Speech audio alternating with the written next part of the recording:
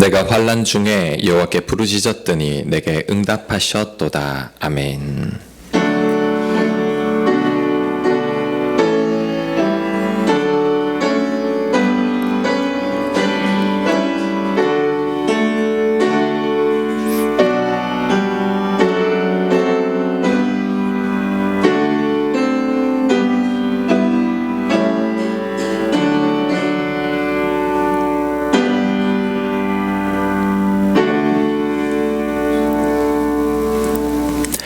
다 같이 눈을 감고 지난 한 주간의 삶을 돌아보겠습니다. 지난 한 주간 하나님 앞에 가장 부끄러운 일은 무엇이었습니까? 은밀한 죄는 무엇입니까? 누구 때문에 힘들었습니까? 무엇 때문에 힘들었습니까? 하나님 앞에 다 내려놓으십시오. 그 일과 그 사람을 통해 하나님께서 무슨 말씀을 하시는지 조용히 귀를 기울이십시오. 내 허물을 하나님께 고백하십시오. 침묵 가운데 조용히 기도하겠습니다.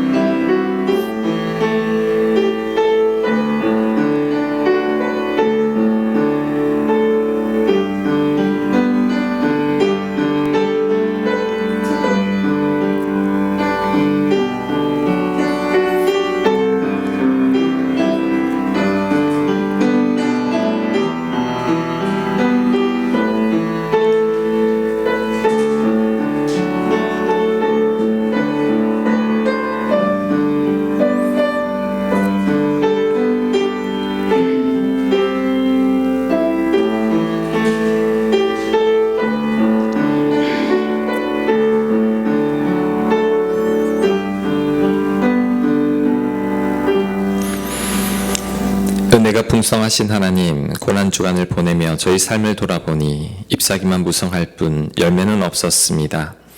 연약한 육신을 핑계대며 기도를 게으리 했고 나를 부인하기보다 드러내기에 급급했습니다. 주님, 부족한 저희 허물을 용서하여 주시고 고난과 십자가를 마다하지 않으신 주님의 순종과 겸손함을 본받아 나를 십자가에 못 박고 나를 부인하며 살게 하여 주시옵소서. 예수님 이름으로 기도합니다. 아멘. 동이 서에서 먼 것 같이 주께서 우리의 죄를 멀리 옮기셨느니라. 아멘. 나는 전능하신 아버지 하나님 천지의 창조주를 믿습니다. 나는 그 유일하신 아들 우리 주 예수 그리스도를 믿습니다. 그는 성령으로 잉태되어 동정녀 마리아에게서 나시고 본디오 빌라도에게 고난을 받아 십자가에 못 박혀 죽으시고 장사된 지 사흘 만에 죽은 자 가운데서 다시 살아나셨으며 하늘에 오르시어 전능하신 아버지 하나님 우편에 앉아 계시다가 거기로부터 살아있는 자와 죽은 자를 심판하러 오십니다. 나는 성령을 믿으며 거룩한 공교회와 성도의 교제와 죄를 용서받는 것과 몸의 부활과 영생을 믿습니다. 아멘. 찬송가 400장입니다.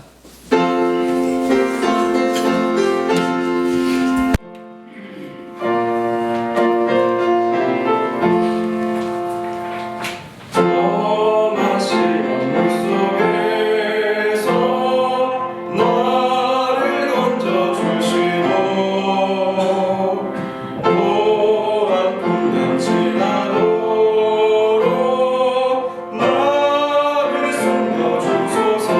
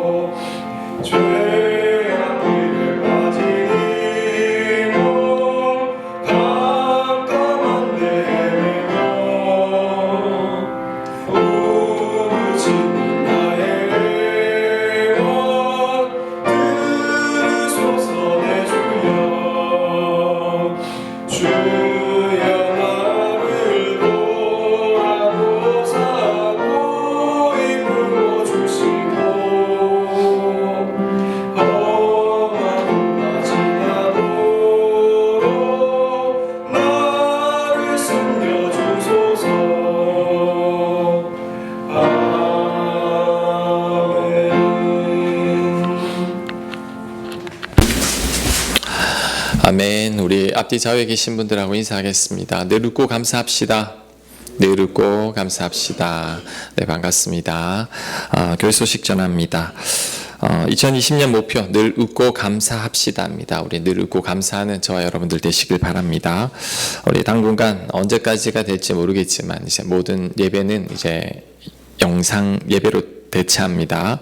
오늘은 사순절 넷째 주일입니다. 우리 사순절 기간 여러분 특별히 나라를 위해서 기도 많이 해주십시오. 매일 저녁 9시 알람을 맞춰놓고 그 시간 나라를 위해서 여러분 집중적으로 기도하겠습니다. 말씀 요약 갈로를 채우시고 또 우리 부모님들 우리 자녀들을 또 칭찬해 주시기 바랍니다.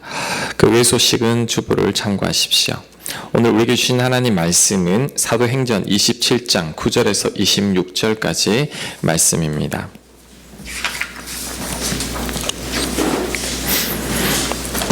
신약성경 233쪽입니다. 235쪽 사도행전 27장 9절에서 26절까지 말씀입니다.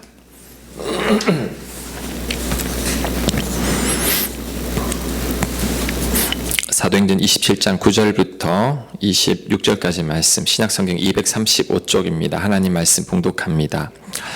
여러 날이 걸려 금식하는 절기가 이미 지났으므로 항의하기가 위태한지라 바울이 그들을 권하여 말하되 여러분이여 내가 보니 이번 항해가 화물과 배만 아니라 우리 생명에도 타격과 많은 손해가 끼치리라 하되 백부장이 선장과 선조의 말을 바울의 말보다 더 믿더라. 그 항구가 겨울을 지내기에 불편하므로 거기서 떠나 아무쪼록 베닉스에 가서 겨울을 지내자는 자가 더 많으니 베닉스는 그레데 항구라 한쪽은 서남을 한쪽은 서북을 향하였더라. 남풍이 순하게 불매 그들이 뜻을 이룬 줄 알고 닻을 감아 그레데 해변을 끼고 항해하더니 얼마 안 되어 섬 가운데로부터 유라굴로라는 강풍이 크게 일어나니 배가 밀려 바람을 맞춰 갈 수 없어 가는 대로 두고 쫓겨가다가 가우디라는 작은 섬 아래로 지나 간신히 거루를 잡아 끌어올리고 줄을 가지고 선체를 둘러 감고 스르디스에 걸릴까 두려워하여 연장을 내리고 그냥 쫓겨가더니 우리가 풍랑으로 심히 애쓰다가 이튿날 사공들이 짐을 바다에 풀어버리고 사흘째 되는 날에 배의 기구를 그들의 손으로 내버리니라. 여러 날 동안 해도 별도 보이지 아니하고 큰 풍랑이 그대로 있음에 구원의 여망마저 없어졌더라. 여러 사람이 오래 먹지 못하므로 바울이 가운데 서서 말하되 여러분이여 내 말을 듣고 그레데에서 떠나지 아니하여 이 타격과 손상을 면하였더라면 좋을 뻔하였느니라. 내가 너희를 권하노니 이제는 안심하라. 너희 중 아무도 생명에는 아무런 손상이 없겠고 오직 배뿐이리라. 내가 속한 바 곧 내가 섬기는 하나님의 사자가 어젯밤에 내 곁에 서서 말하되 바울아 두려워하지 말라. 내가 가이사 앞에 서야 하겠고 또 하나님께서 너와 함께 항해하는 자를 다 내게 주셨다 하였으니 그러므로 여러분이 안심하라. 나는 내게 말씀하신 그대로 되리라고 하나님을 믿노라. 우리 같이 한 목소리 읽겠습니다. 시작. 그런즉 우리가 반드시 한 섬에 걸리리라 하더라. 아멘.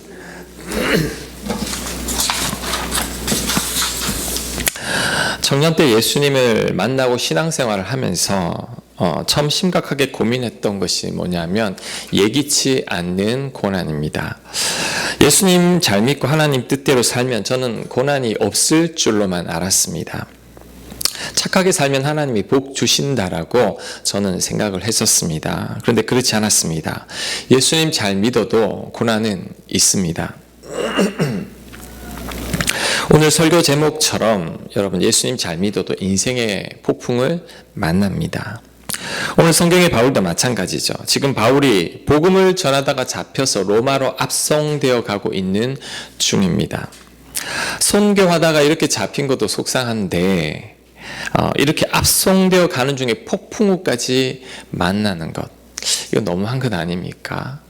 하나님 이럴 때 그냥 평안하게 그냥 로마로 압송되게 해주시면 안 될까요? 그런데 폭풍을 만나서 오늘 성경 읽었지만 정말 죽을 고생을 하다가 나중에는 파손되고 맙니다. 자, 이럴 때는 어떻게 해야 될까요? 전혀 예기치 않는 이런 폭풍을 만날 때 우리는 어떻게 대처해야 할까요? 자, 첫 번째, 우리가 잘못된 선택을 할 때 인생의 폭풍을 만난다라는 것을 알아야 합니다. 자, 오늘 이 항해 전에 바울은 성령님께서 이 폭풍을 만날 것을 계시해 주셨습니다. 하지만 다른 사람들은 그 말을 듣지 않았죠. 배에 탔던 모든 사람들은 선장과 뱃사람들의 말을 더 듣게 되었습니다. 자, 10절 말씀 제가 다시 읽습니다.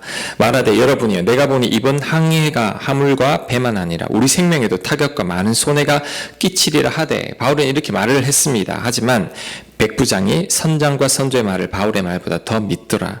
그 항구가 겨울을 지내기에 불편함으로 거기서 떠나 아무쪼록 베닉스에 가서 겨울을 지내자 하는 자가 더 많으니, 베닉스는 그레데 항구라. 한쪽은 서남을 한쪽은 서북을 향하였더라. 아멘. 자, 바울은 가지 말자고 했지만 다른 사람들은 다 떠나자고 했습니다. 그래서 폭풍을 만났다라는 거죠. 마찬가지로 우리가 예수님을 잘 믿어도 여러분 잘못 선택할 경우가 있습니다. 그때 인생의 폭풍을 만납니다. 자, 내 의지와는 다르게 내 곁에 사람들의 잘못된 선택 때문에 나 또한 인생의 폭풍을 만나기도 한다라는 거죠. 잘못된 투자, 잘못 고른 직장, 내가 만나지 말았어야 할 사람들을 만남으로 인해 내가 인생의 폭풍을 만나게 된다는 거죠. 그러니 우리는 잘 선택해야 합니다. 그리고 여러분, 다수의 의견이라고 다 맞는 게 아닙니다.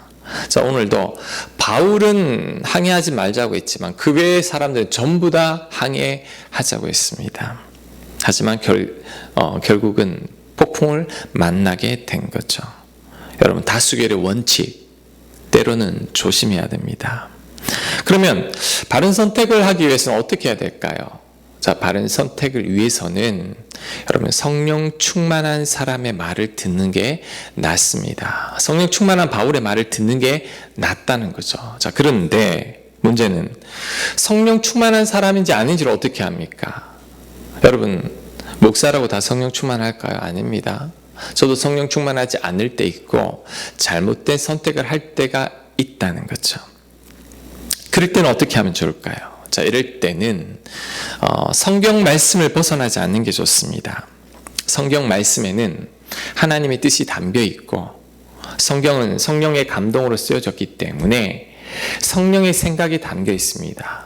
그래서 미련해 보이고 손해를 보는 것 같아도 성경 말씀대로 하면 손해보는 건 없습니다. 그리고 하나님이 과연 기뻐할까를 생각해야 합니다. 지금 이 선택을 하는 것을 하나님께서 기뻐하실까를 생각해야 되고, 또 한편으로는 사랑이 있는가, 지금 하려는 곳에 내 안에 사랑이 있는가를 점검해 봐야 합니다. 성경 말씀, 하나님께서 기뻐하실까, 사랑이 있는가, 이 세 가지를 검토해 보면 대부분 하나님의 뜻을 크게 벗어나지는 않습니다. 그리고 가능하다면 모두가 한 마음으로 결정하는 게 낫습니다. 왜냐하면 자, 성령님은 한 분이세요. 우리 안에 계신 성령님은 다 한 마음과 한 뜻이죠. 우리 가운데 의견이 갈라진다면 누군가 성령의 뜻을 따르지 않고 있다는 거죠. 자, 그럴 때는 시간이 좀 걸리더라도 한 마음이 될 때까지 기다리면서 결정하는 게 낫습니다. 그래서 저는 만장일치를 강조합니다. 왜냐하면 우리 중에 한 사람이라도 성령 충만한 사람이 있으면 여러분, 기도하며 시간이 흐르다 보면 결국 그 사람을 따라가게 되어 있다라는 거죠. 여러분, 예수님 잘 믿어도 잘못 선택할 때 우리 인생의 폭풍을 만납니다. 그러니 잘 선택해야 합니다. 자, 두 번째, 순풍이 분다고 좋아해서는 안 됩니다. 순풍이라고 다 하나님의 뜻이 아닙니다. 그 순풍이 나중에는 인생의 폭풍이 되기도 합니다. 자, 13절 말씀 한번 볼게요. 남풍이 순하게 불매 그들이 뜻을 잃은 줄 알고 닻을 감아 그레데 해변을 끼고 항해하더니 얼마 안 되어 섬 가운데로부터 유라글로라는 광풍이 크게 일어나니. 자, 항해를 결정할까 말까 막 고민할 때 순풍이 붑니다. 그랬더니 항해하는 게 낫잖아 그러면서 배가 떠났지만 결국 폭풍을 만나고 말았습니다. 자, 이런 예는 성경에 또 있습니다. 요나가 하나님 말씀에 불순종해 도망치죠. 도망치려고 했더니 마침 하나님께서 명령하신 반대편으로 가는 배가 있습니다. 꼭 요나가 도망치는 것을 도와주는 것 같죠. 그래서 배를 타고 갔지만 결국 그는 물고기 뱃속에 들어가고 말았다는 거죠. 제가 아는 집사님 한 분이 있는데 일찍 퇴직을 했습니다. 일찍 퇴직하다 보니까 이제 가정의 경제를 책임져야 되잖아요. 그래서 하나님께 기도를 합니다. 하나님, 퇴직은 했는데 직장을 구해야 되고 먹고 살아야 되니까 좋은 직장을 하나님 좀 인도해 주십시오. 간절히 기도했는데 마침 아는 분을 우연히 만나게 됐는데 그분이 좋은 투자처를 소개해 주셨습니다.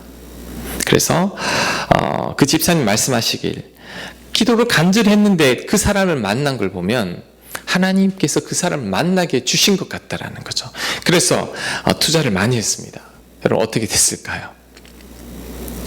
망했습니다. 완전 쫄딱 망했습니다. 잘못 투자했기 때문이죠. 퇴직금 다 날렸습니다. 여러분 왜 이런 일이 생길까요? 기도한 후에 어떤 사람을 만났다고 그 사람이 하나님이 보내주신 사람인지 아닌지를 어떻게 합니까? 내가 우연히 만난 사람일 수도 있다라는 거죠. 자, 배우자를 놓고 간절히 기도했는데 누군가가 어떤 사람을 소개시켜 주셨습니다. 야, 하나님께서 나에게 주신 배우자구나. 그럴 수도 있지만 아닐 수도 있다라는 거죠. 그걸 어떻게 합니까? 직장 구하려고 기도를 했는데 마침 누군가가 좋은 직장을 소개시켜 주었다. 그 직장이 하나님이 허락한 직장일 수도 있지만 아닐 수도 있다는 거죠. 자, 좋은 땅에 헐값이 나왔습니다. 야, 이것은 하나님이 주신 기회다. 기회일 수도 있지만 그렇지 않을 수도 있다는 거죠. 일이 잘 풀린다고 순풍이 분다고 다 하나님의 뜻은 아닙니다. 성도님들이 이것을 착각해요. 그래서 실수를 많이 범하고 어려운 일들을 많이 겪습니다. 그래서는 안 됩니다. 순풍이 분다고 현혹되면 안 됩니다. 순풍이 분다고 다 하나님의 뜻이 아닙니다. 일이 잘 풀린다고 다 하나님의 뜻이 아닙니다. 돌다리도 여러분 두들겨보고 건너야 되죠. 마귀의 유혹도 굉장히 달콤합니다. 특히 내 욕심이 많고 야망이 큰 사람들은 서두르기 때문에 하나님의 뜻을 놓치는 경우가 많습니다. 서두르지 말고 신중하고 또 신중해야 합니다. 잠언 14장 29절 말씀 우리 주보에 있습니다. 우리 같이 한번 읽어보겠습니다. 잠언 14장 29절 말씀 우리 한 목소리로 읽습니다. 시작. 마음이 조급한 자는 어리석음을 나타내느니라. 조급하면 안 됩니다. 디도스 2장 2절 말씀 시작.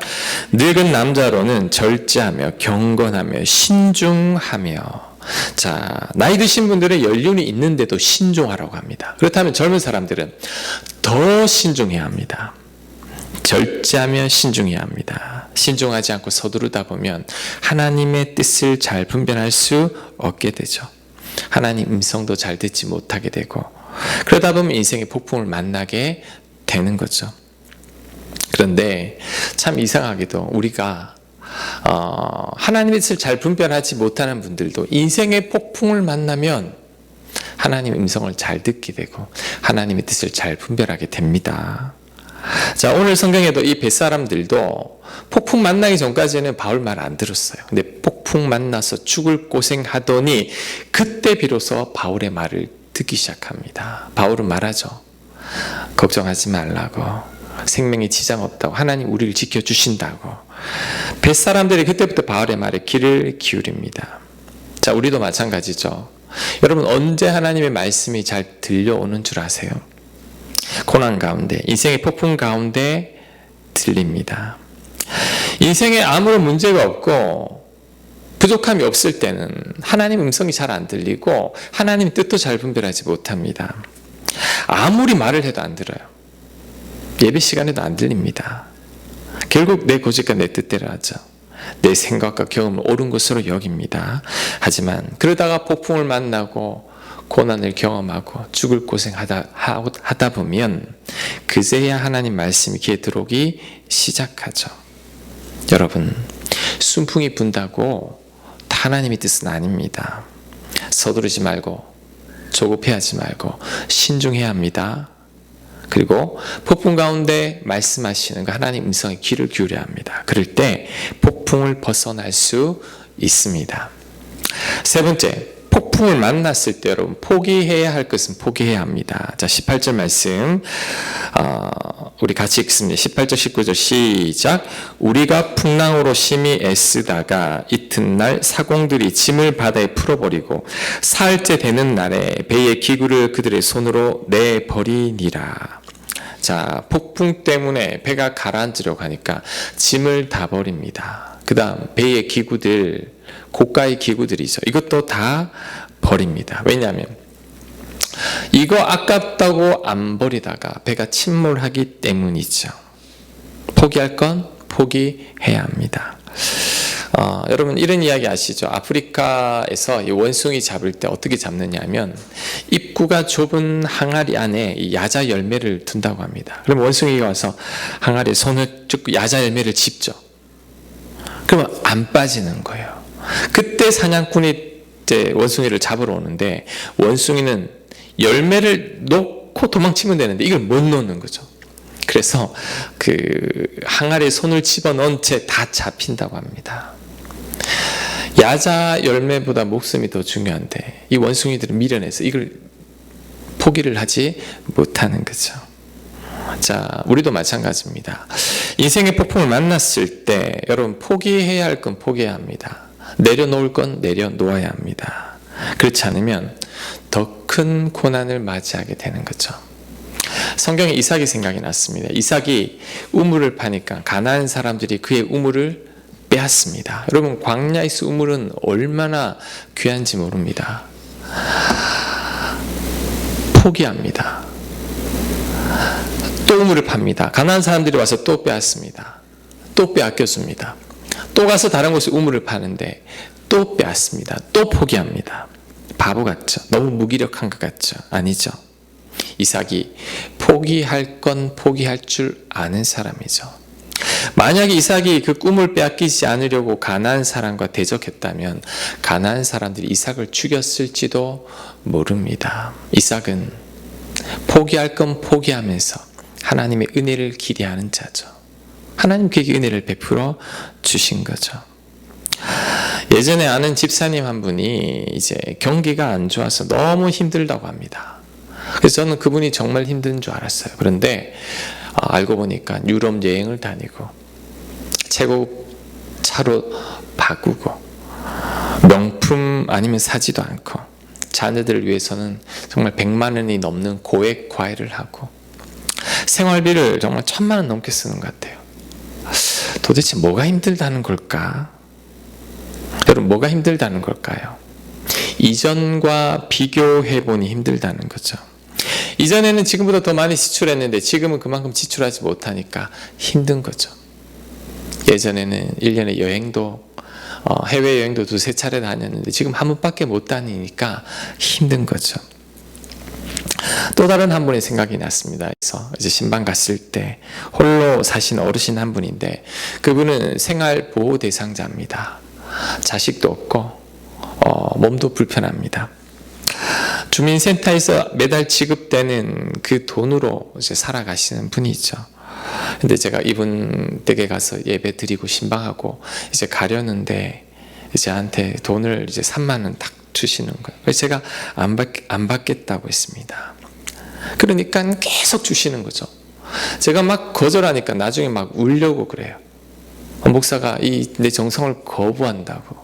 그래서 제가 그 집사님께 아니 집사님도 어려운데 도대체 왜 이러세요? 라고 했을 때 그분이 했던 말이 전 기억이 납니다. 목사님 저 돈 많아요.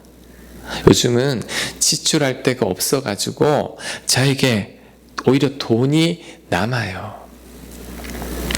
제 가슴이 먹먹해졌습니다. 여러분 그분이 뭐가 돈이 많아요? 뭐가 돈 있을 데가 없어요. 어떤 분은 1000만 원씩 지출하고도 부족하고 힘들고 돈이 없다 그러고 어떤 분은 한 달 생활비 50만 원도 안 되는데 많다고 여유롭다고, 쓸 데가 없다고, 이런 분이 있다라는 거죠. 여러분, 누가 더 힘든 것 같습니까? 우리가 예기치 않는 인생의 폭풍을 만났을 때 여러분, 내려놓을 건 내려놔야 합니다. 포기할 건 포기해야 되죠. 그거 내려놓지 못하고 이전과 똑같이 살려고 하니까 내가 힘들어지는 거죠. 폭풍을 만났을 때 짐이 아까워서 버리지 못하면 배가 가라앉습니다. 항아리 속에 야자 열매가 아무리 탐이 나지만 그 끝까지 지려고 하다 보면 사냥꾼에게 잡히는 거죠. 힘들 때는 줄일 건 줄이고 포기할 건 포기하면 됩니다. 그래야 폭풍을 우리가 견뎌낼 수 있는 거죠. 하나님을 믿는 우리들은, 여러분, 자, 잘 들으십시오. 하나님을 믿는 우리들은 풍족할 때뿐만 아니라 부족하고 가난할 때도 잘 살 수 있는 자가 되어야 합니다. 풍족할 때는 웃고 가난할 때는 운다면 우리는 하나님을 믿고 사는 사람이 아니라 내가 가진 돈을 믿고 사는 사람인 거죠. 하나님을 믿는 우리들은 어떤 환경에서도 감사할 줄 알고 자족할 줄 알아야 합니다. 자, 빌립보서 4장 11절 말씀, 바울이 이런 말을 합니다. 자, 우리 같이 한번 읽겠습니다. 빌립보서 4장 11절 주보 있습니다. 내가 궁핍함으로 말하는 것이 아니니라. 어떠한 형편에든지 나는 자족하기를 배웠노니 나는 비천에 처할 줄도 알고 풍부에 처할 줄도 알아. 모든 일 곧 배부름과 배고픔과 풍부와 궁핍에도 처할 줄 아는 일체의 비결을 배웠노라. 자, 바울은 말합니다. 궁핍해도 괜찮고 비천해도 괜찮고 배고파도 괜찮다고 합니다. 왜냐하면 어떤 환경에 처해도 바울은 자족하기 때문이죠. 자, 우리도 이 비결을 배워야 합니다. 부할 때는 부할 대로 감사할 줄 알고 없다면 없어도 감사할 줄 알아야 된다는 거죠. 포기할 건 포기하고 흔들리지 않아야 합니다. 자족할 줄 알아야 합니다. 코로나로 인해 다 힘들죠. 우리 교인들 전화로 이렇게 신방하다 보면 정말 다 힘들어 하시는 것 같습니다. 자, 이럴 때 우리는 포기할 건 포기할 수 있어야 합니다. 지금처럼 어려운 때는 예전과 똑같이 할 수 없죠. 이때 내 씀씀이를 줄여야 합니다. 여행 2번 다녔다면 1번 다녀야 되고, 외식 2번 다녔다면 1번 다니면 되고, 예전에 고기 먹었다면 이제는 우리 짜장면 먹으면 되잖아요. 탕수육 안 시키고, 짜장면 먹을 돈 없으면 집에 가서 짜장라면 끓여 먹으면 되는 거죠. 줄이면 되는 거죠. 내 형편에 맞게 쓰면 됩니다. 그래도 부족하면 더 허리띠를 졸라 매면 되죠. 부족하면 하나님 은혜에 감사하고, 부족하면 그것 또한 감사하며 자족하며 살면 되는 거죠. 자, 그럴 때 우리 인생의 폭풍을 헤쳐나갈 수 있습니다. 자족할 때 거뜬히 이겨냅니다. 자, 마지막으로 우리가 인생의 폭풍을 만났을 때 그래도 건강하게 살아있음에 감사해야 합니다. 자, 22절 말씀 볼게요. 사도행전 27장 22절. 내가 너희를 권하노니 이제는 안심하라. 너희 중 아무도 생명에는 아무런 손상이 없겠고 오직 배뿐이리라. 자, 바울이 말합니다. 안심해라. 생명에는 지장 없다. 짐하고 배가 좀 타격이 있지 우리 생명에는 아무런 문제가 없으니까 안심하라고 합니다. 여러분, 인생의 폭풍을 만났지만 우리가 지금 건강하다면 괜찮아요. 안심해도 됩니다. 돈 잃으면 다시 벌면 되잖아요. 짐 다시 사면 되잖아요. 건강 잃으면 여러분 다 잃어버리는 겁니다. 생명 잃어버리면 다 잃는 거죠. 여러분, 다시 되찾을 수 없죠. 그러니 지금 건강하다면, 우리 가족들이 건강하다면 여러분 감사해야 합니다. 지금 우리나라가 코로나로 인해 많이 힘들고 어렵지만 이탈리아를 보니까 하루에 수백 명씩 죽어요. 우리는 그렇지는 않잖아요. 우리 가족들 건강하잖아요. 그러면 감사한 거죠. 여러분, 시한부 삶을 선고받은 아이를 본 적 있으세요? 시한부 선고받은 아이들 좀 많이 봤어요. 어린이 안병동 가본 적 있으세요? 전 예전에는 한 달에 한 번씩 갔던 것 같아요. 여러분, 한 번만이라도 가보면 내 자녀가, 내 가족이 건강한 게 얼마나 큰 복인지 모릅니다. 어린 자녀가 아파서 일찍 죽거나 사고로 일찍 죽은 가정에 제가 신방을 가서 예배를 드리고 그분들 기도 제목을 물으면 그분들의 기도 제목 딱 한 가지입니다. 정말입니다. 제가 그 어린 자녀들 잃은 가정에서 가서 예배 드리고 기도 제목 물었을 때 전부 다 똑같습니다. 기도 제목은 뭐냐? 남은 우리 애가 건강하면 좋겠습니다. 더 이상 바라지 않습니다. 공부 못해도 되고 말썽 피워도 되고, 아니 말썽 피우는 애라도 있으면 좋겠습니다. 다른 거 안 바라고 건강하기만 하면 됩니다. 그런데 여러분, 이런 아픔을 겪지 않은 가정에 가서 예배드리고 기도 제목 물으면 전혀 다른 기도 제목 나옵니다. 더 가지게 해주시고, 더 누리게 해주시고, 더 높아지고 더 풍요롭게 해달라는 기도 제목만 내놓는다는 거죠. 가만히 생각해 보니까 우리가 너무 풍족하다 보니까 욕심이 더 많이 생기는 것 같아요. 너무 많아서 감사를 잃어버리는 거죠. 그래서 제가 좋아하는 성경 말씀이 있는데 잠언 27장 7절 말씀입니다. 주보 있습니다. 우리 같이 한번 읽겠습니다. 시작. 시라고 줄인 자에게는 쓴 것이라도 다니라. 자, 배부른 자는 꿀도 싫고 줄인 자는 쓴 것도 달다. 여러분, 내가 배부르면 달콤한 꿀도 달게 느껴지지 않아요. 감사할 것도 감사한 줄 모릅니다. 반대로 내가 배고프면 쓴 나물도 달게 느껴지고 맛있게 느껴지는 거죠. 고난도 감사하게 느껴집니다. 너무 배부른 게 문제죠. 너무 풍족한 게 문제입니다. 감사를 잃어버리게 되는 거죠. 그런데 이상하게도 인생의 폭풍을 경험해 본 자들은 공통적으로 말씀하는 게 그때 감사를 배운다는 거죠. 이상하죠. 순풍을 만나 달릴 때는 감사가 없었는데 고난을 만나고 인생의 폭풍을 만나고 나니 비로소 감사를 배우고 쓴 것도 달게 느낀다는 거죠. 참 아이러니하죠. 그러니 여러분, 지금 우리가 건강한 것만으로도 감사할 수 있어야 합니다. 폭풍으로 짐 좀 잃어버려도 괜찮아. 다시 사면 되잖아요. 배 파손됐고 되었다. 배 살 돈 없다. 배 살 돈 없으면 배 안 사면 되잖아요. 배 없어도 살아가는데 지장 없습니다. 차족하면 되죠. 건강한 것만으로도 감사한 거죠.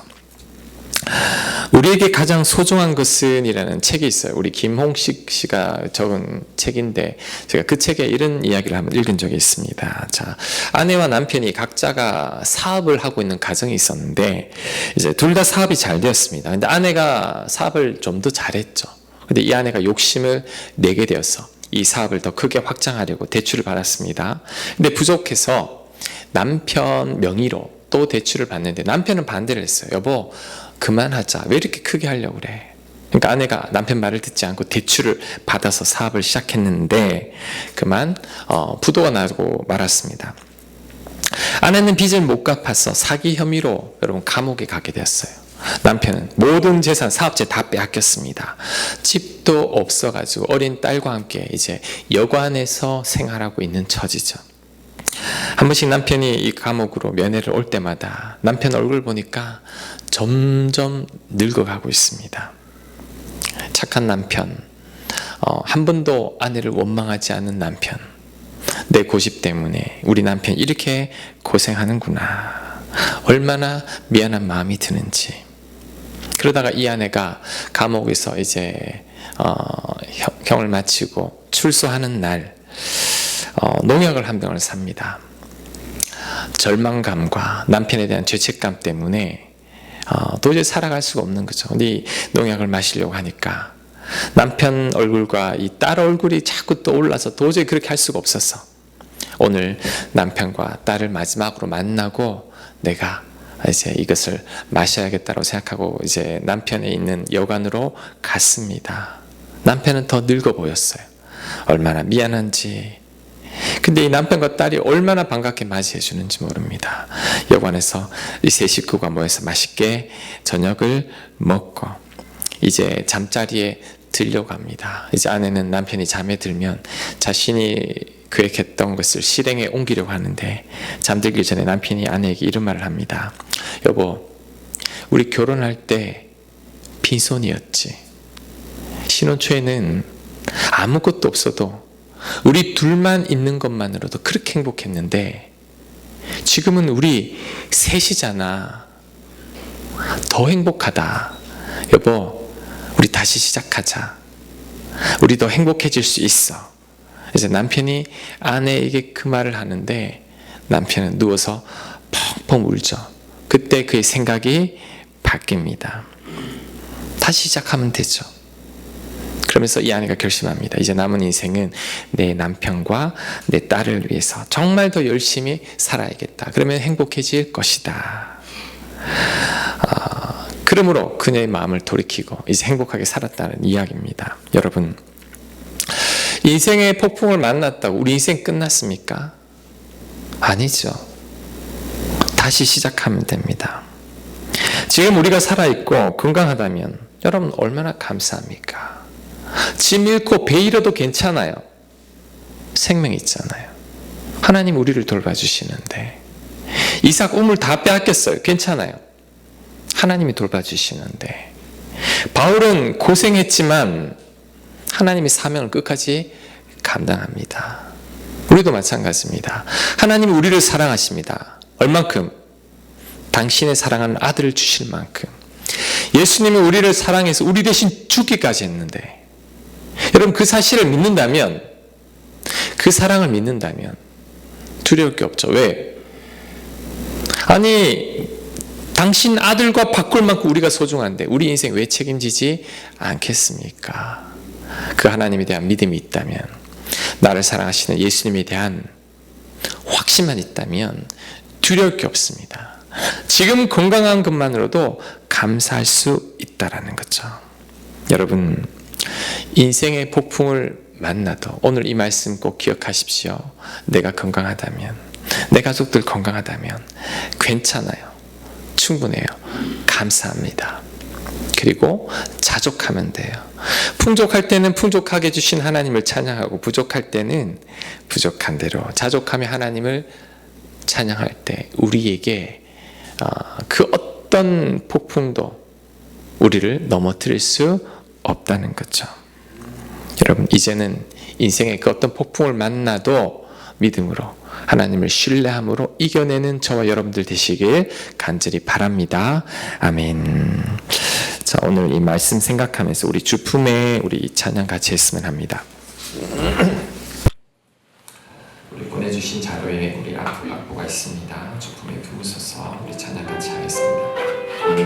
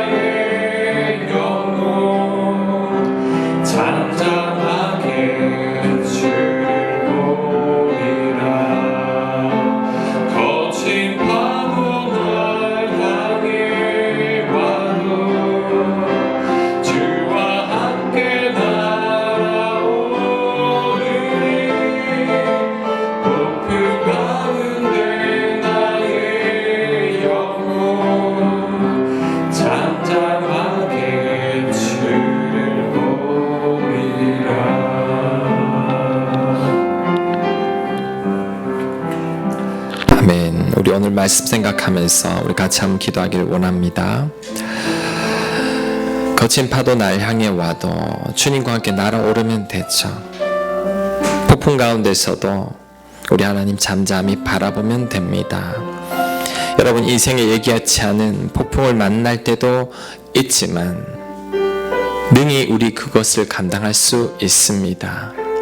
우리가 건강하니 하나님께 그것을 감사하면 되고, 우리가 이 폭풍 가운데서도 또 자족함을 배울 때 충분히 이겨낼 수 있습니다. 이 폭풍으로 인해 오히려 감사함을 배우게 되고 더 깊은 하나님 은혜를 누리게 되는 거죠. 여러분, 오늘 특별히 기도할 때 우리 나라를 위해서 기도했으면 합니다. 어려움을 겪고 있는 우리 많은 국민들과 우리 교회들을 위해서 기도하기를 원합니다. 인생의 폭풍을 만난 우리 가정과 우리 교인들을 위해서도 기도하십시오. 그리고 무엇보다도 이 폭풍 가운데서도 자족하며 감사할 수 있는 저희들이 되게 해달라고, 우리 나라와 우리 한국 교회와 우리 각 가정을 위해서 우리 같이 한번 한 목소리로 기도하겠습니다. 하나님, 우리에게 은혜를 베풀어 주시옵소서. 예기치 않는 하나님 폭풍을 만났지만 하나님의 은혜로 능히 감당할 줄 믿습니다. 하나님, 이 민족을 불쌍히 여겨 주시옵소서. 코로나로 인하여 우리 많은 국민들이 힘들어하고 있습니다. 하나님, 이 어려움도 하나님 은혜 가운데 잘 이겨낼 수 있도록 아버지께서 역사하여 주시옵소서. 우리 정치인들 하나님 붙들어 주시옵소서.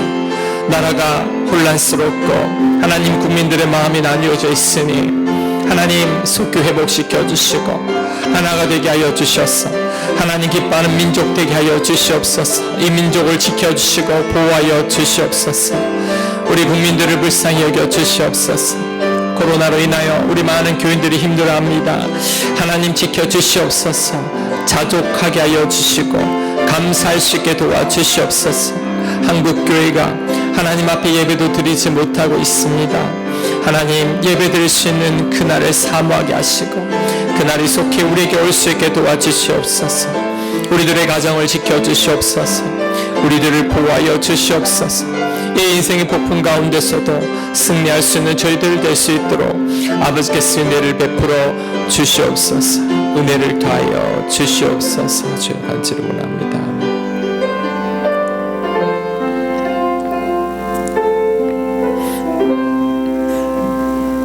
위대한 사도 바울도 예기치 않은 폭풍을 만났습니다.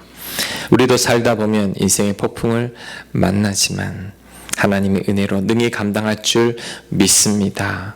하나님, 그 폭풍 가운데서도 자족하는 저희들 되게 하여 주시고 날마다 감사함으로 살아갈 수 있는 저희들 되게 하여 주시옵소서. 이 민족을 긍휼히 여겨 주시옵소서. 예기치 않은 폭풍으로 인해 우리 나라가 많이 힘들어합니다. 하나님, 은혜를 베풀어 주셔서 위기 때마다 오뚜기처럼 일어서는 우리 민족이 이번 기회에도 또 일어서게 하시고 이것이 오히려 복이 되어 하나님께 영광 돌리며 전 세계 가운데 당당히 일어설 수 있는 우리 민족 될 수 있게 도와 주시옵소서. 우리 민족이 하나님 분열 가운데 하나님 애쓰고 있습니다. 하나님, 모든 국민들이 한 마음이 되게 하시고 이 나라 정치가 안정되고 경제가 안정되도록 하나님께서 은혜를 더하여 주시옵소서. 각 가정 가운데 하나님 환난을 만난 가정이 있습니다. 감사와 자족함의 은혜를 더득할 수 있도록 복 내려 주시옵소서. 이 모든 말씀 예수님 이름으로 기도합니다. 아멘.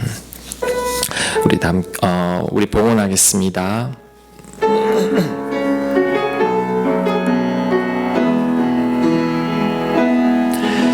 내게 이르비 즐거이 시작한대 주의 이름을 높이네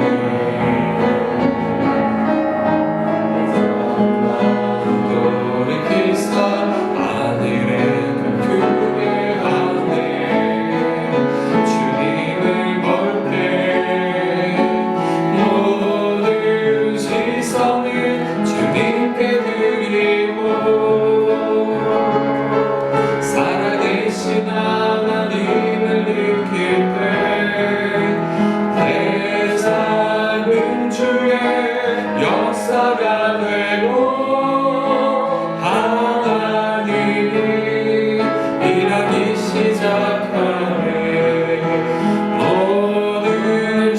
서는 주님 되리로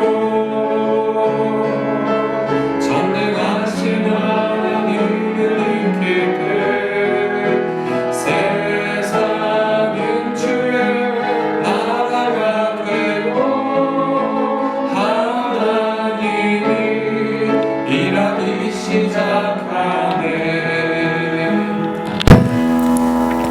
하나님, 어려운 시기를 맞이하고 있지만 오늘도 하나님의 그 크신 은혜를 알기에 믿음으로 우리 성도님들 예물 올려 드립니다. 온라인으로 헌금하고 없는 생활 가운데서도 11조를 드리며 감사 헌금을 드리며 성경 헌금을 드리는 우리 모든 성도님들 복 내려 주시옵소서.